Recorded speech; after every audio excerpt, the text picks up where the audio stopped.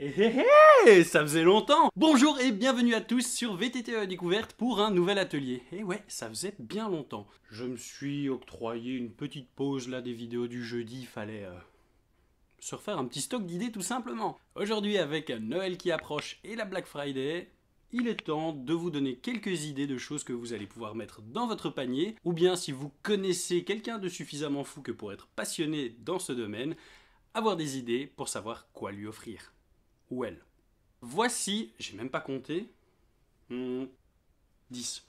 Ah, voici 10 objets, j'ai même pas fait exprès que ça tombe tout pile sur 10, pour moins de 60 €. Première chose dont j'ai envie de vous parler, c'est l'indispensable pour tout VTTiste qui se respecte, le multitool. Et quand vous voyez l'état du mien, vous voyez à quel point je me respecte. Disons que ce multitool-ci en particulier est très bien, fonctionne très bien, mais se dessert à chaque 2 ou 3 utilisations. Un multitool, ça va être, comme son nom l'indique, j'en ai encore fait tomber un, plein de petits outils qui vont donc s'articuler ici autour d'un seul outil. Vous allez retrouver tout ce dont vous avez besoin pour resserrer tout ce qui ne va pas sur votre vélo. On ne sait jamais qu'il vous arrive une galère en route, une selle qui va se mettre à bouger, qu'il va falloir resserrer. Et sur certains, comme celui-ci, alors il faut que je le tienne bien pour pas que tout ne continue à tomber, un dérive-chaîne si jamais vous devez réparer pareil sur la route. On verra cependant à ce qu'il reste en bon état. Donc suivant le prix que vous allez y mettre, vous allez avoir plus ou moins d'outils. Faites attention qu'en avoir un avec 45 000 outils comme je l'ai là, c'est pas forcément ce qu'il y a de mieux. C'est un peu plus lourd et visiblement ça tient moins bien dans le temps. Autre chose qui fait partie des indispensables si le cycliste à qui vous avez envie d'offrir des cadeaux n'en possède pas encore, c'est tout bête, mais c'est une pompe à pied de qualité. Faites-lui plaisir ou faites-vous plaisir à vous-même en investissant dans une bonne pompe à pied. Il y a plusieurs raisons à cela. Celle que j'ai ici n'est pas le tout premier prix, mais on n'avait clairement pas tapé dans le prix. Elle a plus de 10 ans et fonctionne toujours muy bonito. Alors que j'ai déjà vu des amis avec des toutes nouvelles pompes qui avaient déjà du jeu dans les leurs après 4 utilisations. L'intérêt d'avoir une bonne pompe, c'est que vous allez pouvoir compter dessus. L'intérêt, c'est aussi que cette partie-ci soit bien visible. Ce qui est complètement flou à la caméra. Et alors, ce que je vais rajouter comme bonus avec ça, c'est ceci, le Smart Gauge de chez Topic. Ce petit truc, vous allez donc le mettre sur la valve de votre pneu. L'avantage que ça ne sert juste qu'à lire la pression qu'il y a dans votre pneu et à en enlever via le petit bouton jaune. Mais c'est que une pompe n'est pas l'autre et donc peut-être que la pompe de votre ami va vous indiquer un tel chiffre au niveau de ce que vous avez gonflé et que la vôtre va vous indiquer autre chose.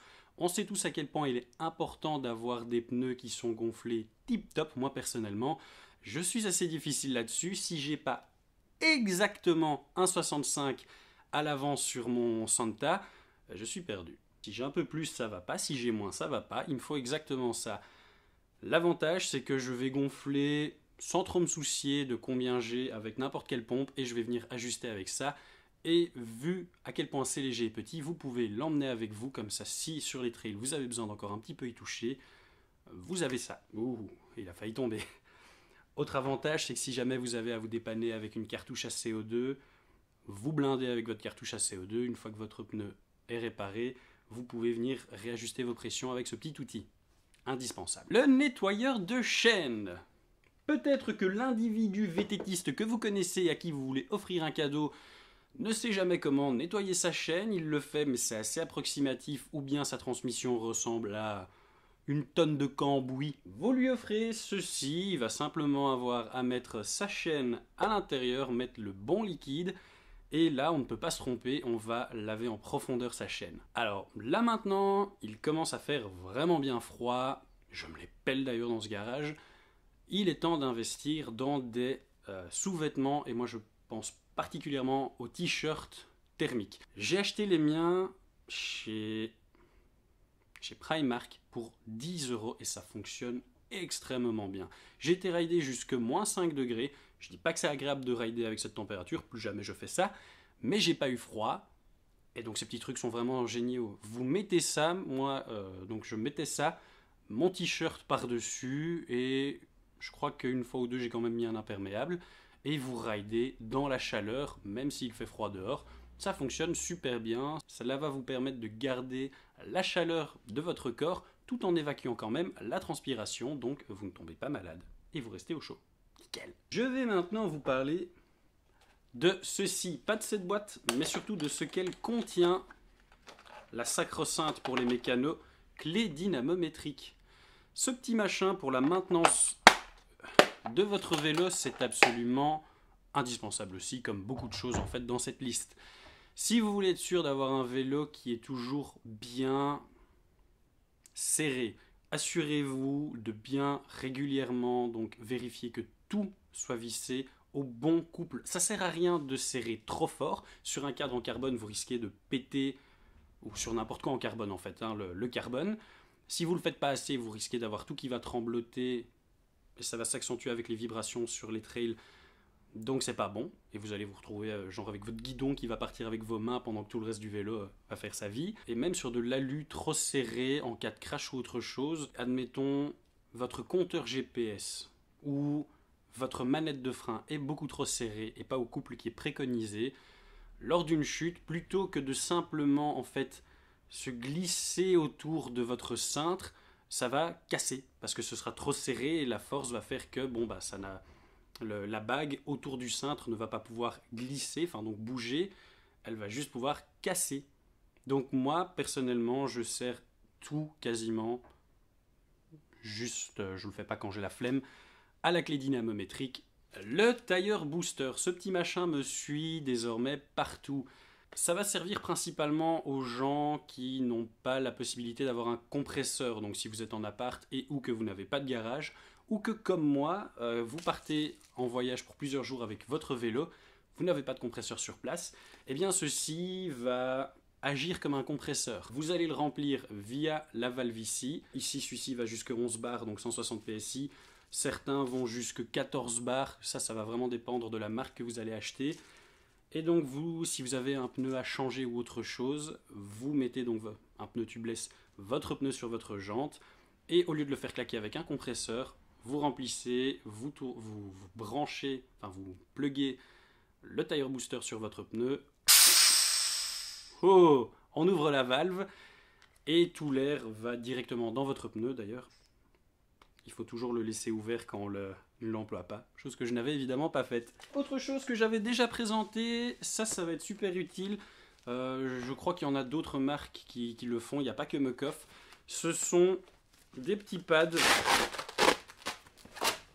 que vous allez mettre sur vos disques de frein, que ce soit pour le transport de vos roues ou quand vous allez nettoyer votre vélo, ça va éviter toutes les saletés, tout ce qui peut contaminer vos disques et vos plaquettes, et bien de venir les contaminer. Et dernier petit objet que j'ai à vous présenter, ça ce sont des véritables coups de cœur. C'est pas la première fois que je vous en parle, tellement j'en suis content.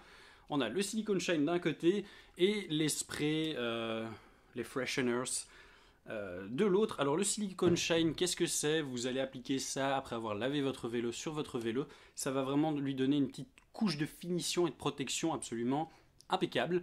Ça va lui donner un aspect showroom tout brillant, tout pimpant, on dirait que le vélo est neuf. En plus, ça sent super bon la cerise. Et ça a aussi un effet que j'aime tout particulièrement, c'est que ça va aider à ce que la boue adhère moins à votre vélo. Ça ne veut pas dire que lorsque vous allez rencontrer de la boue, il n'y aura aucune trace de boue dessus. Mais j'ai déjà fait le test avec des potes qui ne l'employaient pas. Et à la fin de la journée, mes vélos étaient à chaque fois moins boueux que ceux de mes potes. Et alors, le freshener, ces petits trucs-là, pareil, il y en a dans diverses marques. C'est pour ça que je ne vous conseille pas l'une marque ou l'autre, mais plutôt le principe. Vous allez, après un ride où vous avez bien transpiré, en mettre, donc ça c'est de la mousse concrètement, dans votre casque, sur vos genouillères, vos gants, votre gilet de protection, bref, là où vous voulez, dans vos chaussures, et ça va pas laver complètement vos affaires, mais ça va en tout cas enlever cette sensation d'humidité le lendemain ou la prochaine fois que vous les remettez. Ça va être frais en fait concrètement, donc je sais pas à quel point ça les lave, il faudra quand même passer un jour en machine, mais en tout cas ça vous permet de réutiliser tout ce que je viens de dire sans avoir à les laver à chaque fois. Et si vous faites des trips de plusieurs jours comme moi, ça peut vous sauver parce qu'au moins à l'intérieur du van, ça pue pas la mort et la transpi. Voilà, j'espère que cette vidéo vous aura plu, que je vous aurai donné quelques idées et sinon que vous avez passé un agréable moment. Sur ce, Moi je vous dis, ça fait plaisir de vous revoir sur les ateliers et d'en refaire. À la semaine prochaine. Peace!